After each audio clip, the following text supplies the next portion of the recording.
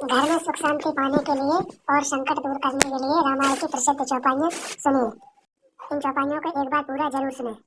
का सुनाए विधि का सुनावा, का दिखाई चाका दिखावा, एक काई भले भूप न दीना, बरु विचार नहीं कुमति दीना। जो हटि भयउ सकल दुख भाजनु, अब लाभे बस ज्ञान गुण गाजनु।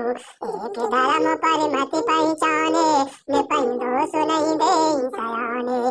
सिद्धि सिद्धि दधीचि हरि चंद कहानी, एक एक सन कहीं बखानी।